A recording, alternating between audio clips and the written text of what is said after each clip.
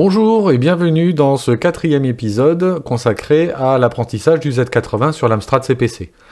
Avant de commencer, je vais déjà revenir sur l'épisode précédent où j'avais eu certains bugs d'affichage concernant l'affichage des caractères. Sur le coup, je ne savais pas d'où ça provenait, mais grâce à la communauté de l'Amstrad, j'ai eu beaucoup de réponses qui m'ont indiqué le pourquoi du bug. Pour vous rappeler le bug que je rencontrais, lorsque je plaçais mon code à partir de l'adresse 1000, que je le compilais et que je l'exécutais, le caractère qui s'affichait à l'écran ne correspondait pas à la définition que j'avais faite. Voici l'explication. Depuis l'adresse 00 jusqu'à E3FF, il s'avère que cette partie de la mémoire est en fait une ROM. Il s'agit d'une mémoire dans laquelle on ne peut pas écrire, on ne peut juste lire les données. Par conséquent, il fallait modifier l'adresse de placement de ma définition de caractère. Pour être plus précis, ici, soit j'ai la possibilité de me placer juste après la mémoire, le bloc mémoire qu'on a vu à l'instant. Dans ce cas, je me place à l'adresse E4000, et là, je suis dans la RAM. Et naturellement, derrière, mon code va fonctionner. Ou alors, autre solution, je peux toutefois rester en départ à l'adresse 1000.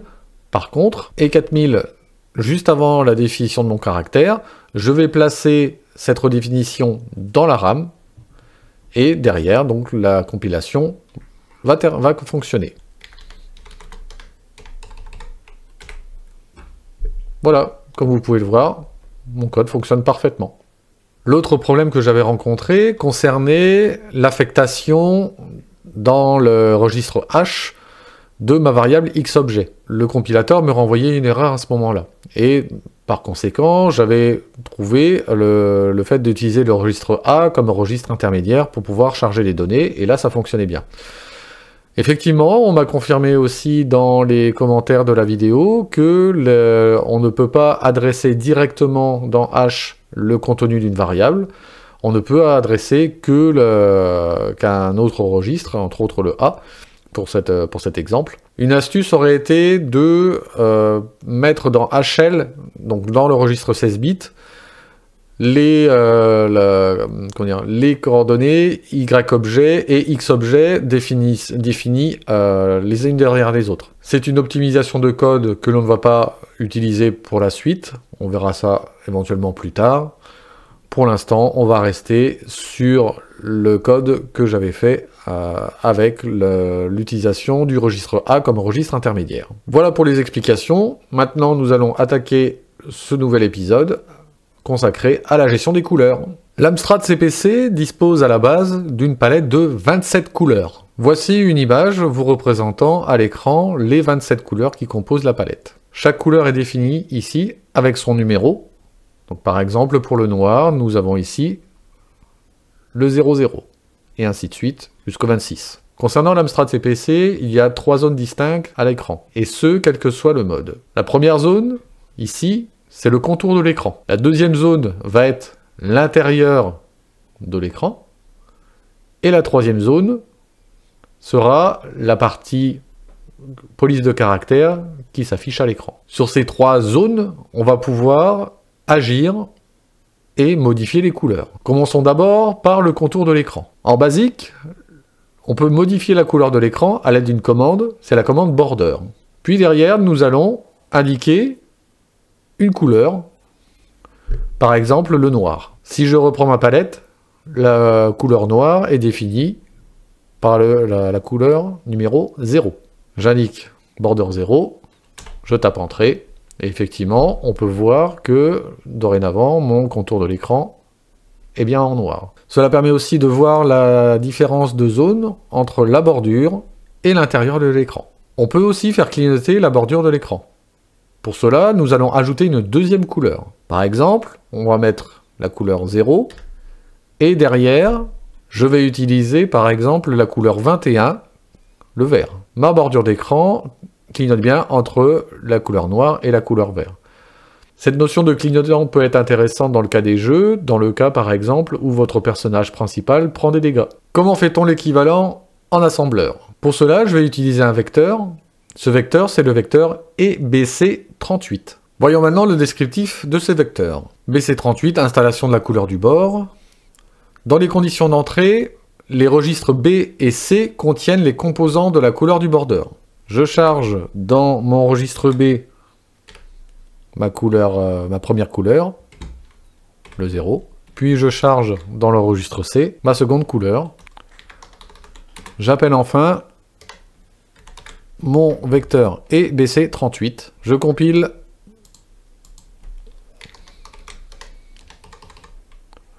Ça fonctionne.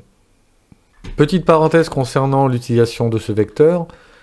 Si par exemple on ne veut qu'une seule couleur, on peut effectivement mettre uniquement la valeur 0 que dans le registre B.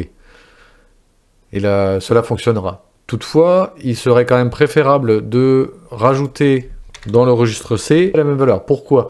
Si jamais votre registre C a été initialisé avec une autre valeur via une autre opération ou un autre vecteur, il vaut mieux s'assurer que ça ne vienne pas perturber la définition de votre border. Voyons maintenant les fonds d'écran et les polices d'écriture. En basique, la commande qui sert à modifier le fond d'écran, c'est la commande Paper, suivie ensuite d'une ou deux couleurs. Pour ce qui concerne les polices d'écriture, on utilise la commande Pen. Toutefois, ces deux commandes ont des règles différentes de celles de Border en ce qui concerne l'appel des couleurs. En effet, les couleurs qui sont attribuées à ces commandes sont définies dans une liste à part, une liste spécifique, et cette liste, on va la gérer via la commande Inc. Pour rappel, l'Amstrad CPC comporte 3 modes d'affichage. En fonction du mode utilisé, on est limité en nombre de couleurs affichables dans la partie centrale de l'écran. En mode 2, on ne peut afficher que 2 couleurs simultanément. En mode 1, on en est à 4. Et en mode 0, on peut utiliser jusqu'à 16 couleurs affichables en simultané. Je vais maintenant me placer en mode 0. Et maintenant, je vais charger un programme en basique qui va me montrer les 16 encres définies par défaut dans le CPC.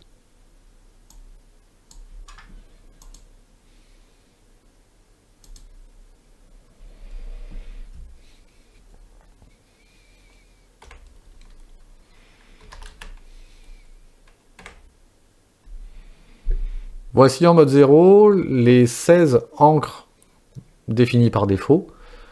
Comme vous pouvez le voir, les deux dernières, la 14 et la 15, sont des couleurs clignotantes. Alors, petite subtilité, sur l'écran, on ne voit pas l'encre numéro 0, c'est normal. L'encre numéro 0 est l'encre qui correspond au fond d'écran. La liste des encres varie selon le mode. Voici le tableau de correspondance. Par exemple, dans le cas de l'encre définie dans l'encre 1, que ce soit en mode 0, en mode 1 ou en mode 2, c'est la couleur numéro 24 qui est utilisée. On peut le voir d'ailleurs à l'écran ici. L'encre numéro 1, on a bien du jaune. Si je reprends maintenant la palette de mon CPC, je constate qu'effectivement, ma couleur 24 correspond bien au jaune. Un autre exemple, mais maintenant avec la commande Pen. Si je veux par exemple utiliser comme couleur d'écriture le rouge, je vais taper la commande Pen, suivi de Link 3. Vérification sur le tableau. Pour un Pen 3, je suis en mode 1. Ma couleur indiquée ici est le numéro 6. Je regarde ma palette. La couleur 6 correspond bien au rouge.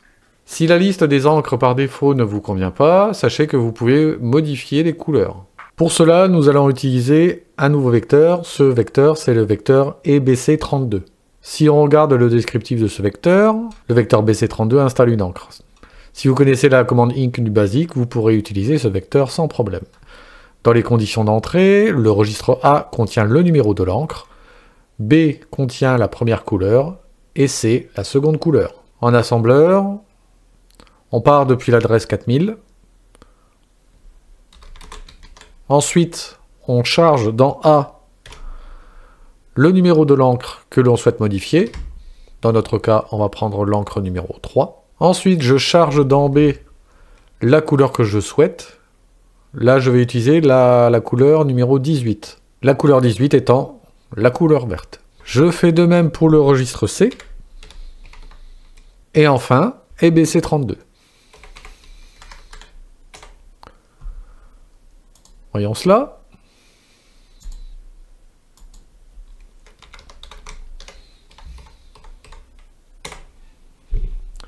Comme vous pouvez le voir, mon écriture s'est modifiée et passée de rouge à vert. Et cela à la volée. Maintenant que l'on sait redéfinir une encre, voyons comment on va appliquer ça pour notre police d'écriture. Alors pour cela, je vais repartir depuis le début. Je reprends mon programme actuel. Pour modifier la couleur de la police, je vais utiliser un nouveau vecteur. Et ce vecteur, c'est le vecteur EBB90. Voyons ce que nous donne le vecteur. BB90 détermine le stylo utilisé pour l'écriture texte, l'instruction pen de notre cher basique. Dans les conditions d'entrée, on va charger dans A le numéro du stylo, en fait l'encre que l'on souhaite utiliser. Retour dans notre programme, à la suite de la redéfinition de notre encre, on va charger l'encre numéro 3 dans le registre A, et on appelle notre vecteur EBB90 pour modifier la couleur de la police d'écriture. Pour tester le programme, je vais rappeler un bout de code qu'on a vu dans un exercice précédent.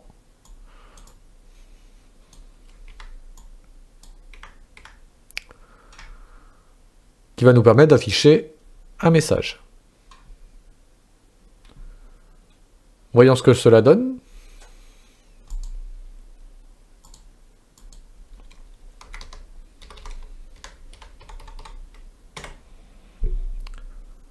Ça fonctionne, on peut bien voir maintenant que notre police d'écriture est bien en vert et affiche le message.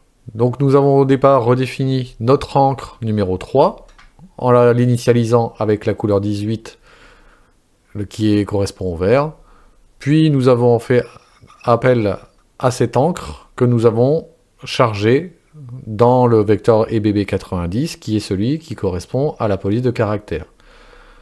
Suite à ça, j'ai défini un texte à afficher et ensuite donc j'ai affiché cette chaîne de caractères. Maintenant, voyons voir pour ce qui concerne le fond d'écran. Pour cela, nous allons utiliser un autre vecteur. Ce vecteur, c'est le vecteur EBB96. Comme pour le vecteur précédent, on va charger dans A le numéro du ink. Je vais repartir de mon programme précédent. Je vais quand même changer mes couleurs. Je vais partir au niveau de mon encre 3, je vais partir sur la couleur 9. Donc voici la couleur numéro 9. Je charge ensuite dans le registre A l'encre que je souhaite utiliser, la numéro 3. Et j'appelle mon vecteur EBB96. En dessous, on retrouve le code pour afficher la chaîne de caractères. Ce que je vais aussi ajouter, juste après le vecteur EBB96, c'est un autre vecteur. C'est le vecteur EBB6C. Ce vecteur BB6C, que fait-il? Voici son descriptif. Il efface le contenu de la fenêtre active et place le curseur texte en position haut et gauche de cette dernière. C'est le CLS du basique. Il n'y a pas de condition d'entrée. On a juste à l'appeler tout simplement. Voyons maintenant ce que donne le code.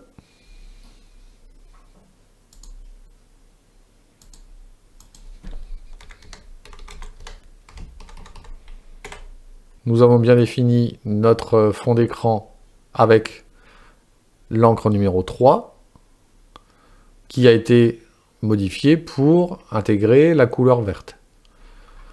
Ensuite, nous avons chargé l'encre numéro 3 dans le registre A. Nous avons fait appel à notre vecteur EBB96 qui correspond donc au changement de couleur de fond d'écran. Puis nous avons appelé le vecteur EBB6C afin que cela remplisse l'intégralité. Nous arrivons à la fin de cet épisode. J'espère que cela vous a plu et je vous dis à bientôt pour une prochaine. Au revoir.